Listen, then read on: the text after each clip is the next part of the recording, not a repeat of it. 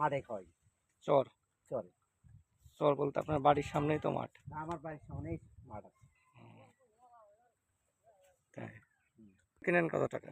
কত মনে করেন যে 300 টাকা 250 টাকার শখ কিনি। এই বছরে না একটু বেশি, অন্য বছর? অন্য বছর মনে করেন যে 150 টাকা 200 টাকা। এই খড় কি কেনা আপনার? না, এটা আমার বাড়ির খরচ সব। এইগুলো খাওয়ানোর পরে আর কেনা লাগবো? এটা লাভ লাগতো, এটা এটা খাওয়ার পরে আর কিনা লাগবে না। কি খাওয়াবেন কয়দিন পরে? মনে করেন ভুট্টা, বাদামের ভাত আসবে, বাদামের ভাতের পরে ভুট্টা আসবে, ভুট্টার পরে মনে করেন আবার ঘাস হবে। আর মাঠে ছেড়ে দিবেন কবে?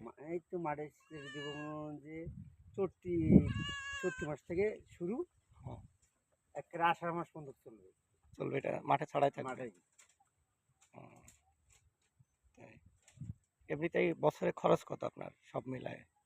এই তো মনে করেন যে বছরে খরচ 2-2.5 লাখ টাকা যাবে গরুর পিছনে? গরুর পিছনে। আর 12টা বাছুর হইবে কত? 12টা দাম কত? এবার আছে ধরেন 5 লাখ। 12টা? 12টা তাহলে লাভ থাকলো কত?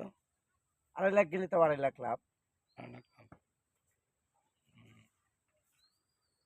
গরু কেনা কতই? 12টা গরু কেনা কত টাকায়?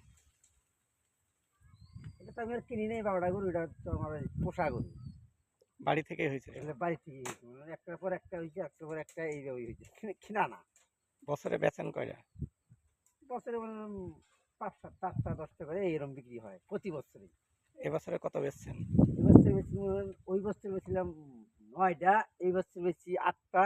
আবার সামনে এই বছরে যে আবার 7-8টা হবে, 7টা 8টা করে প্রতি উম, ঈদের আগ দেখ এই বছরে 8টা কত বেচছেন? 8টা বেছিলাম মনে হয় 9 লাখ টাকার মতো, 9 লাখ টাকা আহ, খরচ বলতে।